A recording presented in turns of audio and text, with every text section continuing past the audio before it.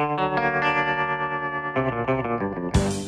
an industry stuffed with marketing bullshit, empty promises, and shiny-suited liars, one woman's had enough. She knows what it's like to have the wrong clients, no money, and no time for fun. But she also knows how to fix it. And on the Business for Superheroes show, she promises to tell the down and dirty truth about business, sales, and running away with the circus. Here's your host, Vicky Fraser. Hello and welcome to the Business for Superheroes show. I'm Vicky Fraser and this is my husband Joe. Hello. Hello. This week we are drinking gin. Bath gin. Bath gin. Is that gin that is made in a bath, or is that gin that comes from Bath? The Bath Gin Company, Bath, England.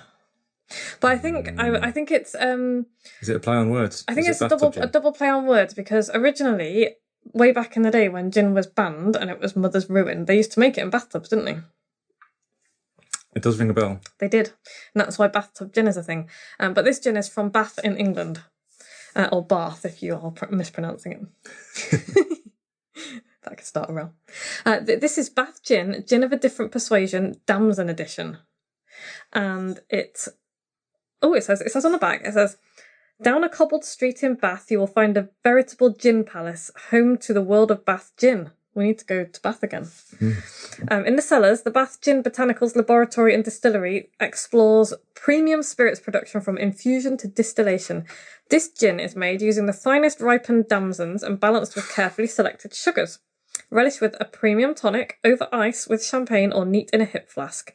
It is not in a hip flask. It is in a small liqueur glass given to me by my mum. Sherry glass, maybe? Sherry glass. Cheers. That was a nice ding. Cheers. Cheers. Very nice it is too. Is it as good as our damson gin? That's the question. I think the gin's probably better than the gin that we use.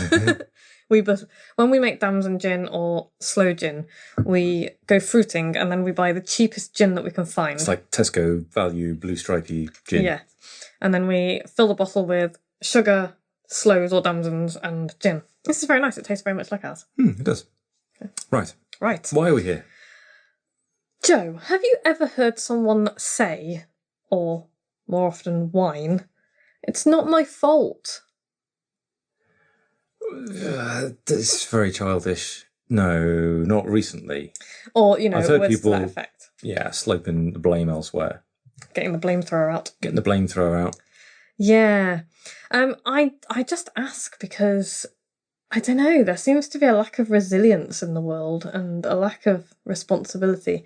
And I've been percolating this in my brain for quite a while, and it's a bit of a hobby horse of mine. I think partly because I used to be such a whiny little bitch. Right. No, I did though. Everything was somebody else's fault. I was always the victim, and we'll talk a little bit about why that's a ludicrous position to take in a bit. But before that, I wanted to talk about the rolling quads. The rolling quads. Have you ever heard of the rolling quads? I have not heard of the rolling quads. Nor had I until I listened to the 99% Invisible podcast earlier on my way home from Pole. Right. Good podcast. It is a good podcast, yeah. And they investigate the 99% of stuff that we don't see. And in this case, they were talking about drop curbs. Okay. At road crossings and things. Before the 1970s, 1980s even, they were totally unheard of. So how do you think people in wheelchairs managed to cross roads? Awkwardly, dangerously, sometimes not at all, certainly not without help, which is massively restricting.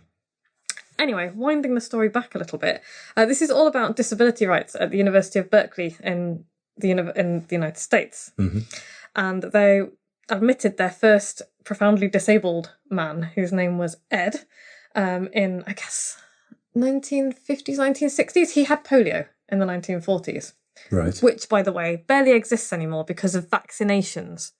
And so he was in an iron lung a lot of the time because that was the technology at the time. And he was also paralysed from the neck down, which sucks. That's what not getting vaccinated can do to your kids. And so, and he wanted to go to university. And at that time, it was almost unheard of. He was basically told to, you're basically going to be a shut-in and prepare for a life of being a vegetable. And his answer was, well, I'm going to be an artichoke then, prickly on the outside and soft and tender on the inside, which amused me. But when he was there, he did eventually get admitted, and because they were all like, "Oh, where are you going to stay? How are you going to do this?" Da, da, da, you know, because in a world that's not set up for disabled people. Mm-hmm. And he ended up living in a converted hospital room on the hospital part of the campus. Okay. And then more and more people were admitted, and he had attendants. They employed a special attendants for people in wheelchairs, and they formed a group called the Rolling Quads because they decided they weren't going to take this shit anymore. And I just loved the story because nowhere in their story or their history of disability rights were they ever accepting their position as victims or to be pitied or, you know, worthy of other people's charity. They hated the charity, the Jerry Lewis charity thon things that happened in the States because, you know, it was like, oh, you poor little thing, pat on the head, and you know, it's God's mistake is what they literally referred to it as, and it's just like, Jesus, really? Yeah. And, you know, it would have been very easy for them, you know, for anybody who's oppressed to sit back and whine about it. You know, how unfair everything is, and it's not my fault. And it's like, well, you know, this is the lot that we've been dealt, and I'm not going to sit back and take this anymore. Other people aren't disabled; they just simply, it's not even that they don't care. So what did they push for?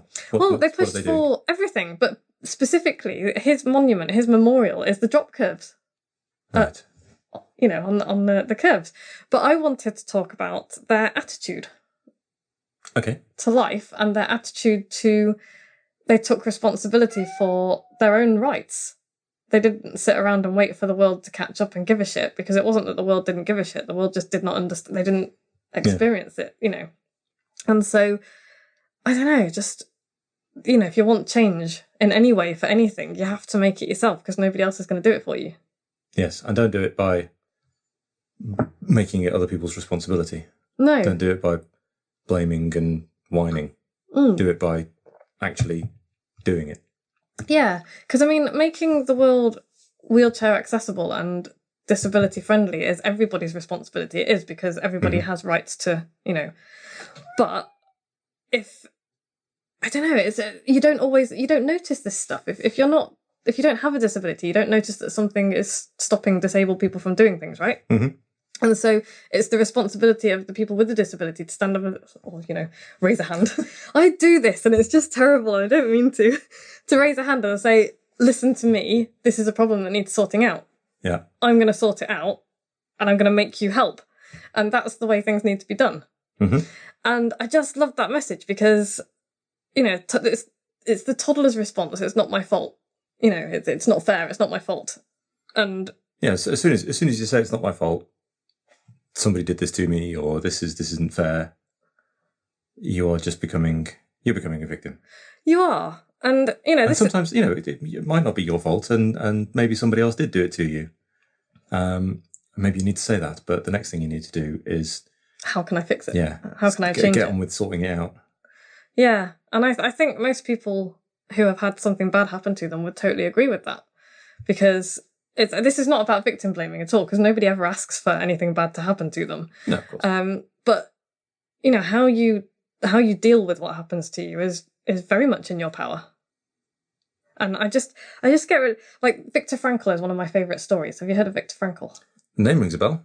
I think probably because I've mentioned him before. Yeah, might have done. He was a Holocaust survivor. Right. And he had everything taken away from him by the Nazis in the concentration camp because he was at Auschwitz.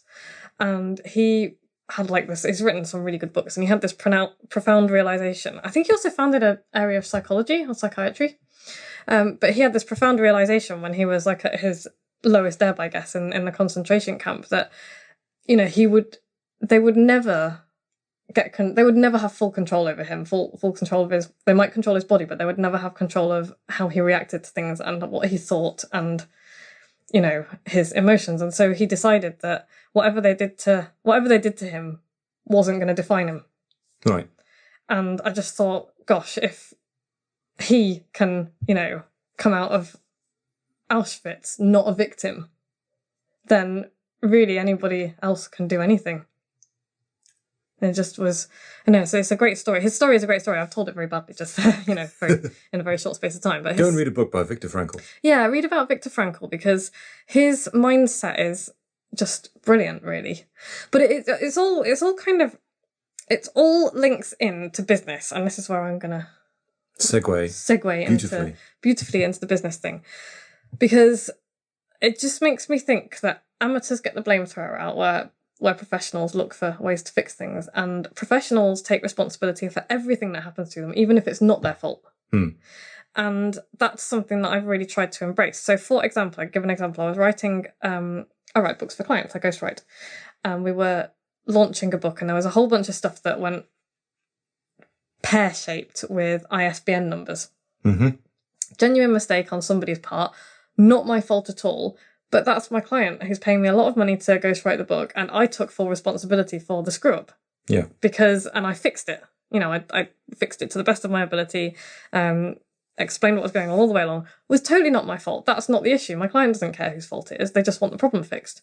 And so I think that's a really good message for people to take away, is that it's, if you screw something up, that's okay. Things, these things happen. It's how you deal with it afterwards that is going to really, really stick in the mind of the people that you're working with and for. Do you experience that in your work ever? Yes. In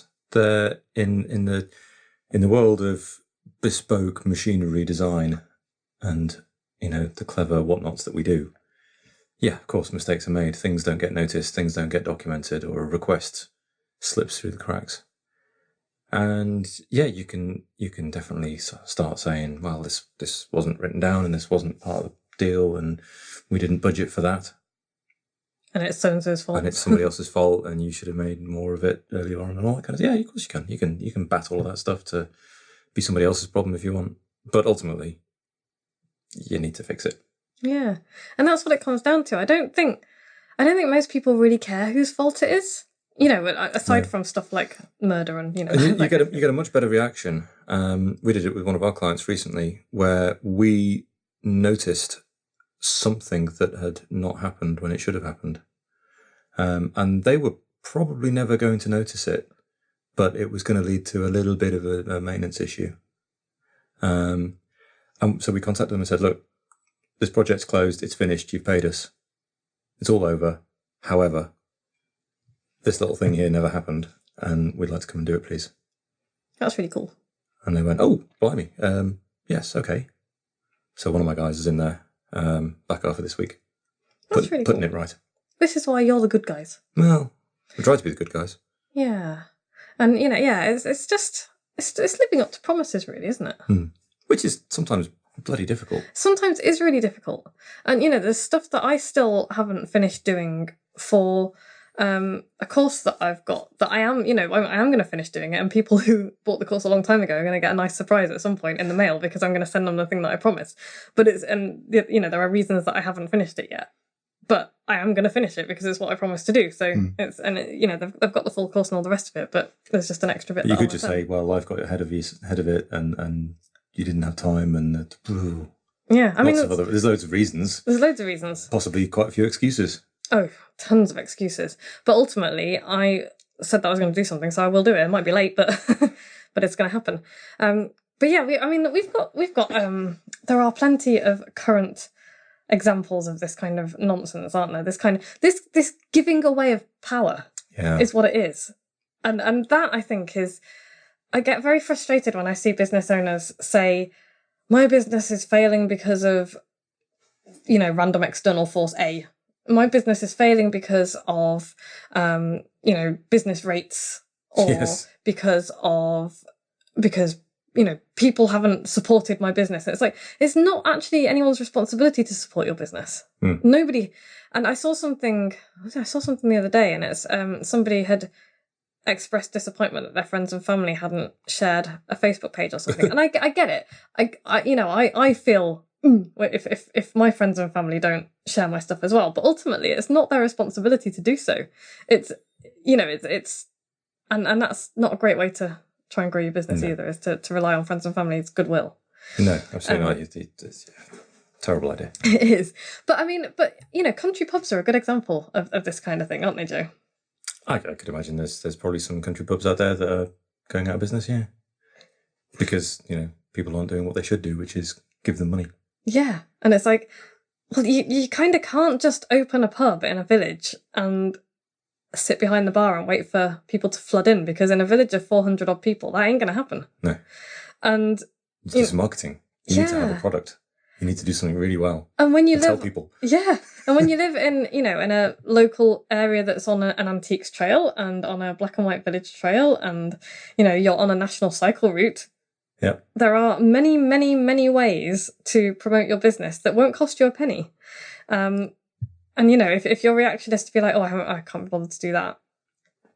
Your business ain't going to work. Your business ain't going to work. And whose fault is that? Yeah. It's nobody else's. But yeah, it's just, I don't know, it's very frustrating to see businesses that could be very successful go down the tubes because it's everybody else's fault. Yeah. And it really isn't. It's kind of, again, I hear people talk about terrible clients and, I've got these awful clients and they don't pay me. All the clients are really cheap. They just want cheap. And you do have to, some clients are awful. But if they are in your business and you're doing business with them, they are there by your invitation and with your permission. Yeah. And I have sympathy for people who have crap clients because I have been there. Yeah. And I had a client who wanted to pay me in chips. I remember him. Yeah, he was great. He was hilarious. Can I pay you in chips? No. Total douche canoe. And do you remember the guy who? Oh my God! Here we go. This is the perfect example, actually. And I think enough time has passed for me to talk about Brian now, and I'm going to fucking name him as well. I won't name his surname, but I'm going to name him Brian. If any copywriters or marketers ever get approached to do business with a guy named Brian, come talk to me first. Because I want you to tell me his surname and then I'm going to tell you whether or not to, avoid like the plague. But do you remember when he didn't pay me? Repeatedly. Yes, repeatedly didn't pay your invoices. Repeatedly. And I'm not as stupid as I sound with that because he did pay me for a marketing critique, straight up, money up front, all the rest of it. So I actually at that point had no reason to believe that he was going to be a thieving shitbag. But yeah, and so yeah, it was very exciting, wasn't it? It's going to be a huge project. Big project, like 6 months or something? Yeah, and I'd laid out this entire marketing plan, blah, blah. The marketing plan alone was worth probably 3 of the invoices that you didn't pay because, looking back, it was a very valuable thing. But yeah, I did all this work for him and every single time I wanted to get started, he'd throw a roadblock up. Oh no, this isn't ready. Oh no, that isn't ready. He was one of those people. And then when I put my first invoice in, after a month, like 10 days work in a month or something, wasn't there were many learning curves for this client because that was the other thing. He wanted me on retainer and I didn't understand what retainer was. A retainer, by the way, this is a proper good learning point for anybody who's listening. A retainer is simply a guarantee that you will be there to do work for people for a set, for an agreed amount of, either work or hours. It's not actually, you charge up front and you say, I'm available for you for this month, for this amount of time or this amount of work, and you will pay me. If you don't have any work for me, you pay me anyway, because that's what a retainer is. A lot of people don't really understand what a retainer is. So if you want to set up a retainer agreement with a client, you both need to be really clear on what retainer means and, make sure that the client gets all the value out of it that they can and make sure that you don't get screwed. And it's a two-way street. It's really important for both. Anyway, he'd wanted me on retainer and I'd done plenty of work, so there was plenty of work to do. And he just didn't pay me. And I was like, and I hadn't had to deal with this before. And it was a lot of money at the time for me as well, wasn't it? Oh yeah, it was early days for you, wasn't it? But it was big numbers. It was big numbers for where I was at the time. And so I remember kind of being like, after the second invoice didn't get paid, I was like, dude, we need to have a chat. And I kind of went in and he was just like, he got in my face. He was 6'4" and he got in my 5'2" face. Nice. I know, right? And like got really, it wasn't overtly, I would probably not be able to be like, he threatened me, but he was looming over me and using his... Definitely displaying his size. And luckily I'm not that easily intimidated by, tiny penised tall men. So that's probably slander.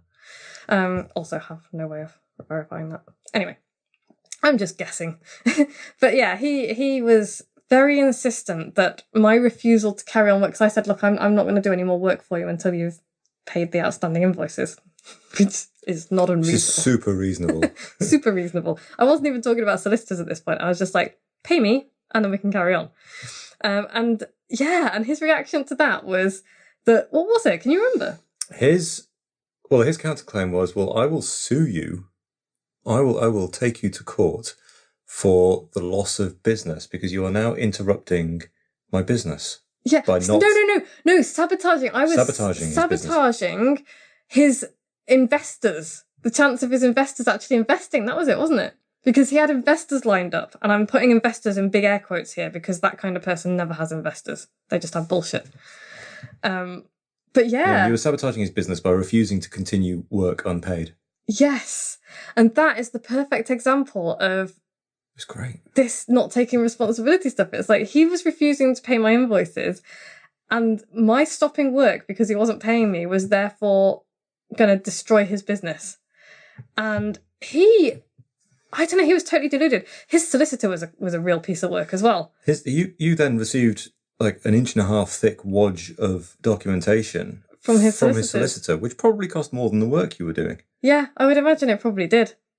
Bonkers. Absolute madness. I can't even. Yeah, but his solicitor was a proper piece of work as well, and I don't even care about the whole, just doing their job kind of thing, because she knew exactly the type of shitbag she was working for. Yeah. And I remember telling her what I thought of her choice of client, and she just got out the legal jargon and was like, "You're treading very close to slander here, blah blah blah." And now knowing what I know now, I would have been like, what, go fuck yourself.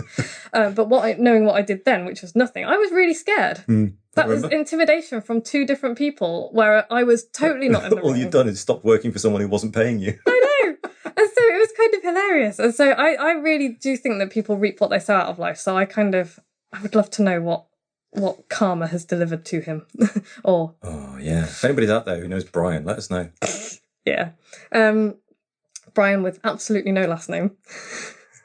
But nothing I've said here is untrue, so screw him. But yeah, I mean that's two really good examples. One of him just utterly failing to take responsibility for anything, and also being a sociopathic twat. He's a fucking lunatic. Yeah, and me for being like, well, you know what? I had allowed this to happen for 2 months. Yeah. And wasn't going to take it anymore. I waved goodbye to about $6,000 in the end, and it was the best thing I'd ever done. I tell you what, saying goodbye to that £6,000 was the biggest confidence boost ever, because I could have chased her through the courts. I would have won. I know I would have won. Yeah. But it wouldn't have been worth the emotional anguish that it would have caused me. It would have been incredibly stressful, incredibly time consuming. And in the time taken to drag him through the courts, you could have earned that $6,000 several times over. And in fact, I did. Yeah. Earn that $6,000 several times over. So yeah, a couple of lessons learned there. And I really hope that anyone who's listening who has ever had a bad client, and every freelancer will have a terrible client at some point. Of course. I really hope that story gives them hope, and also allows you to stand up and say goodbye to that money, because you can always make more money. You can never get back the time you're going to spend chasing it. And sometimes it's, sometimes maybe there's a matter of principle involved and you might want to sue people. I think actually life's too short for that. I have better things I want to do with my time and energy. Yeah. And, you make the choice that you make. But I hope that if you take nothing else away from this podcast, you hear my story and think, wow, yeah, actually, I could sack that client. I could sack that client and it's okay, because there are always other clients around the corner. Yeah. So yeah, takeaway. What's the takeaway for this episode? Don't be a victim. Don't be a victim. Don't give away your power. Take responsibility for what's going on around you and move in positive directions. Yeah. Because if you just wring your hands and say, the big boy stole my lunch money. Yeah. Then the big boys are going to steal your lunch money again. They're going to do it again. And you are just, it's your business and your life will transform when you start taking responsibility for everything that happens to you. And I don't mean taking the blame. I do not mean taking the blame for everything that happens to you. That is entirely different. This has happened. It was beyond our control. Here's how we're going to fix it. Or this person did this to me. What lesson am I going to take for it? How am I going to make sure that doesn't happen again? Or this person did this to me. How am I going to heal? How am I going to get better? How am I going to move on? Yeah. Basically, the second you abdicate responsibility is the second you give away all of your power. And why would you want to do that? Yeah. So when you make everything everybody else's fault, you give away your ability to fix it. And that's crazy. It's tempting to do it, but it's crazy. Yeah. Don't do it, folks. So, any questions? I don't think... Did we ask for questions last week? If anyone has any questions that they would like me to answer on this podcast, please send them in, because I love getting questions from people. I love answering questions from people. And there is no such thing as a stupid question. Even if it seems to you like a really, really basic question, it's not, because everybody's got to start somewhere. Send me your questions. Yeah, ask your questions. Ask Joe questions as well if you like. He'll answer them. I'll give it a go. So, next week, we're going to talk about reading and writing. Right. Yeah. I can do that. Yes. Why great writers are great readers. I might change the title. And you could join Bookaholics Anonymous. Make you read a book. It's free. We get a monthly call, half an hour to 45 minutes via Zoom, and we talk about the top 3 things you learned from this book. If you want to join this time, for this book, go to vickyfraser.com/book club. We are reading The Heretics by Will Storr, which is superb. It's about why intelligent people believe crazy things. And it's a real eye-opener. And if you think it's got nothing to do with business, you need to think again, because belief is an incredibly powerful thing. And you need to understand it if you want to sell to people. Cool. You can join my superheroes. Brand new superhero just joined today. Hi, Jenny. Hi, Jenny. And you can join at vickyfraser.com/in-a-circle. I think that's probably changed. Who the hell knows? If you like this podcast, you can subscribe in iTunes, or you can share it. Go to vickyfraser.com/podcast and send it to people who you think might enjoy it. Cool. Yeah. Thanks very much for listening. Thanks, Joe. No worries. And we'll be back same time next week. See ya. Like what you've just heard? Tell your colleagues, tell your friends, send them to www.businessforsuperheroes.com/podcast.